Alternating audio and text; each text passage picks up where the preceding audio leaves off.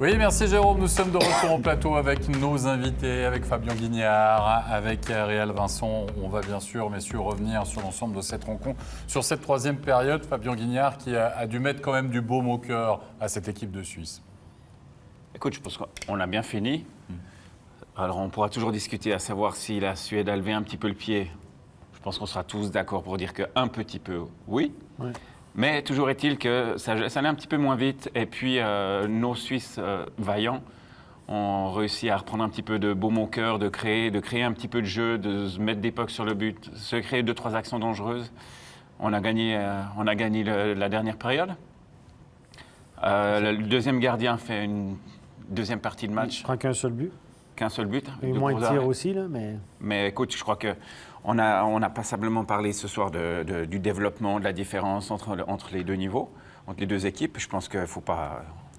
Cette différence existe, elle est là. Mais par rapport aux qualités de nos petits gars, je pense qu'il faut quand même leur tirer un coup de chapeau. Ils se battent avec leurs armes, mais ils se battent fort. Ça veut dire, Réal Vincent, qu'on peut construire sur une défaite honorable ? Je ne sais pas si on peut appeler ça, j'aime pas le terme, l'expression, mais je pense qu'on commence le match suivant souvent comme on l'a fini, et puis ça peut être encourageant pour le prochain match. Et puis je pense que après vidéo, après travail avec l'équipe, c'est clair qu'on peut supposer que la Suède a levé le pied ou que c'était moins rapide. Moi, je pense que tu as raison, ils ont du mérite d'avoir joué jusqu'au bout. Et puis d'avoir retourné. Et puis c'est positif aussi d'avoir fait rentrer le gardien, puis d'avoir fait les arrêts qu'il a fait, et puis de montrer que lui, il peut avoir une place importante, comme d'autres joueurs. Et puis je pense qu'il y a beaucoup de détails à corriger, beaucoup de détails à améliorer.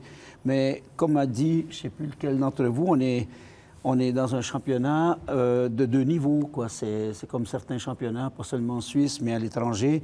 Il y a les meilleures équipes, et puis, mais on ne peut pas comparer les joueurs qui jouent dans une ligue professionnelle pendant toute l'année, et puis des joueurs qui ne jouent pas dans une ligue nationale, dans une deuxième division et dans une troisième division. Ils sont obligés de partir parce qu'on ne les prend pas. Il y avait une différence de niveau sur le papier. On l'a vu aussi ce soir, on va dire, sur la glace. Ce qui a peut-être été réjouissant aussi, Stéphane, dans cette troisième période, on va voir la réussite de Nico Gross. C'est peut-être que la Suisse, a profité peut-être d'un jeu un peu moins vaillant, on va dire, des Suédois, mais a fait preuve, là, à l'image là, de ce move de Nico Gross, un peu plus de culot en troisième période. Oui, c'est une belle entrée. Nico Gross qu'on a très peu vu. Hein. C'est un joueur qu'on en parlait qui a stagné un petit peu ces dernières années. Regardez. Et là, vous avez Holtz, Alexander Holtz, top prospect, qui a triché pour la passe pour partir en breakaway, petite feinte, et puis rentrer au milieu. Ça, c'est un truc qu'ils n'auraient pas fait dans un match de 1-1, probablement. Il a spéculé. Mais Nico Gross l'a fait, est rentré, beau tir. Et on ne l'a pas beaucoup vu, mais sur cette séquence-là... C'est un exemple de joueur, si on le laisse, si on est patient, si on le fait jouer, on ne l'a pas vu jouer comme ça, on n'a pas vu avoir du culot comme ça. Et puis, c'est là que je disais que les entraîneurs, ils sont un peu trop... je dirais prétentieux ou méconnaissants du développement d'un adolescent. Je veux dire, il faut leur donner la chance de jouer, les mettre avec les meilleurs. Et puis, il y a plein de coachs qui les mettent sur un quatrième bloc, et puis quand l'autre coach a compris qu'il envoyait ses étrangers jouer contre, il dit, tu vois, ils sont pas bons, on les fait pas jouer. Donc, il faut les mettre dans un contexte favorable, ça veut dire qu'ils soient bien entourés, et puis qu'on leur fasse confiance. Il y a des joueurs qui ont joué pendant 3 ans en junior élite, plus de la moitié n'ont jamais joué les situations spéciales. Qui est responsable? Qui est responsable? Est-ce qu'on développe ou... Alors, on met les meilleurs ou les plus vieux, puis on dit, t'auras ta chance, tu attends. Quand dans d'autres pays, en Suède ou en Finlande, on met des joueurs à 17 ans avec les professionnels, à 18 ans, à 19 ans, ils ne sont pas prêts à jouer. Il n'y a pas seulement Max Orly qui disait, les joueurs juniors, ils ne sont jamais prêts à jouer en Ligue nationale, mais si tu ne les prépares pas, ils n'arriveront jamais. Alors, si les entraîneurs avaient plus de modestie, ou étaient moins durs en les laissant jouer avec des joueurs d'expérience et puis en les intégrant dans les équipes professionnelles. Mais c'est pas demain. Ça fait des années, pour ne pas dire des décennies qu'on en parle. Là, ça fait longtemps que tu te bats pour ça, toi. Ouais, mais en même temps, l'équipe de Suisse a 2 jours, messieurs, pour préparer le match contre la Slovaquie. Puis la question qui reste un peu ouverte, moi, c'est le poste de gardien, là. On sort Hollenstein, logique. On n'a pas envie forcément qu'il se prenne Mais la question est Conseil, pourquoi un avoir petit peu. commencé à Collenstein aujourd'hui? C'est une question qu'on peut débattre. Pourquoi avoir aussi. commencé avec Hollenstein? C'est ton meilleur gardien. Tu sais que tu t'en vas un petit peu au casse-pipe. En tout cas, c'est ton meilleur. C'est celui que tu penses être le meilleur. C'est le gars de ton numéro confiance. un. Là, c'est pour ça que là, sa confiance est peut-être ébranlée. Hein? Moi, je dis ça. Oui, mais si elle est ébranlée avec un match où il s'est fait sortir, il faut qu'il arrête là, OK? Parce qu'il va y avoir d'autres entraîneurs qui vont étirer le tapis, couper l'herbe sous le pied. Il faut qu'il continue à jouer. On est dans un tournoi sur une courte Charlin, période. c'est un Fabien, gardien on qui est part très avec fort. Hollenstein pour le Hollenstein. prochain match contre la Slovaquie? Ou mais Charlin? Écoute, moi, Non, mais- sans être dans le vestiaire, au vu de ce que j'ai vu sur les deux matchs, je partirais avec Charlin. Je pense qu'il a été solide, mais après, maintenant, moi, je pense que c'est, sans vouloir critiquer, je pense que c'est une petite erreur stratégique. C'est-à-dire que tu gagnes ton premier match, c'était pas un gros match de l'équipe ni du gardien, mais tes points sont là. Tu as décidé que c'était ton gardien numéro 1. Tu vas jouer contre les Suédois. Je pense pas que c'est là que tu te dis où tu vas tout miser. Non, je Donc, pense pas non plus. donne-le.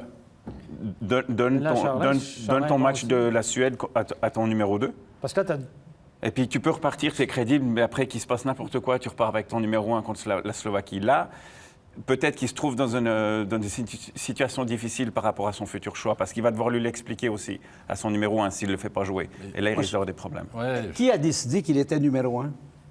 Lui, certainement, vu qu'il joue le contre le match le Kazakhstan, plus le match clé, difficile. c'est contre le Kazakhstan, tu Ouais. pars à Collenstein. Oui, mais L'année passée, c'était le meilleur gardien. Il joue en Liga, en National League. Charlin, Charlin, il a joué des matchs à Sierre, à Genève. Ouais, Genève a joué ouais. par accident, mais Hollenstein, clairement, on voit qu'il a sa place. Moi, je pense qu'Hollenstein est Ouais. devant dans la tête de Paterlini. Je ne suis pas dans sa Ouais. tête, mais Ouais. de par sa décision et de ce que je vois, je pense qu'Hollenstein est le gardien numéro Bon, 1. le problème, c'est... À tort, peut-être, je sais pas. Stéphane, sa performance contre le Kazakhstan au niveau statistique, oui, il gagne le match.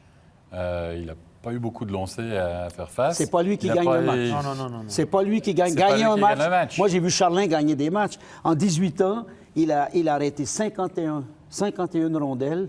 Ils ont fait 1-1. Ils ont été en supplémentaire. Ils ont été au pénalty. Il a arrêté 12 pénaltys, puis il a perdu sur un pénalty. Mais ses joueurs ne marquaient pas. Alors, c'est un gars, dans les matchs internationaux et dans les matchs qu'il a joués en junior, il est fort, il est bon, il a du talent. Alors, bon, c'est dur Des fois, de ça ne dire... suffit pas, ça suffit Exact. pas d'être bon pour avoir du talent pour Exact. convaincre la sélection nationale. Parce que C'est lui, il a ça, son le pro- idée. Parce qu'il y en a c'est ça. qui jouent qui ont C'est ça. peut-être Et moins le talentueux. championnat du monde, c'est comme une situation très, très particulière ouais, où tu exact. dois être en forme au bon moment. Tu as beau Ouais. être meilleur, que Ouais. c'est Tout le à moment fait. là. C'est une courte période. Tout à fait. À part ça, messieurs, on a montré un petit peu du doigt ce soir. Il avait été très bon face au Kazakhstan, moins bon ce soir.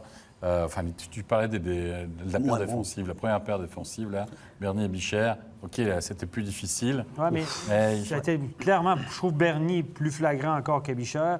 Mais à leur décharge, on les a mis ensemble. Je pense qu'on les considère comme étant les deux meilleurs défenseurs. Puis on veut un gauche et un droitier. Et là, on les a mis contre le gros bloc de l'autre côté. On les a matchés contre le gros bloc de l'autre côté, en tout cas dans la première partie du match. Ils Pas ont facile. pris- ils ont pris 3 buts, donc Ouais, ils étaient impliqués. Ils étaient impliqués sur ouais. les buts. C'était un match plus Ils ont fait difficile, des mauvais mais choix. Ils voilà. ont pris des mauvaises décisions. Ouais. Et ça peut arriver, même si tu es le meilleur, tu es le numéro 1. Après, je pense que globalement, ce qu'on doit aussi retenir par rapport à ça, c'est que l'équipe de Suède qu'on a vue aujourd'hui, malgré tout ce qu'on a dit, c'est une équipe qui peut jouer dans le championnat professionnel en Suisse sans aucun problème. Oh, ouais. C'est des joueurs, la majorité sont c'est des gars qui jouent en NHL, qui sont... on est vraiment dans une grosse dimension de hockey mondial. Gros niveau, là. Donc, j'ai envie de dire, j'ai pas envie de jouer aux Suisses, mais ne soyons pas non plus trop durs avec nos petits gars. Ils n'ont pas fait un si mauvais match Non. ça. Et puis, au vu de la manière avec laquelle ils ont terminé ce match contre les Slovaques, moi, je suis persuadé qu'ils vont faire une bonne performance. Et ça sera le mot de la fin. Merci beaucoup, messieurs, d'avoir participé à cette émission. Merci Fabien Guignard.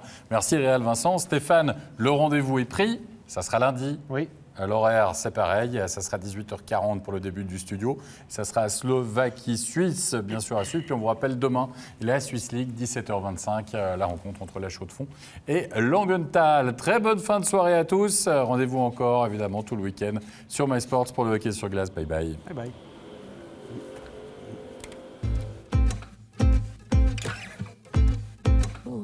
Once in a while, we all fall down, but just look around. It's okay to fake a smile.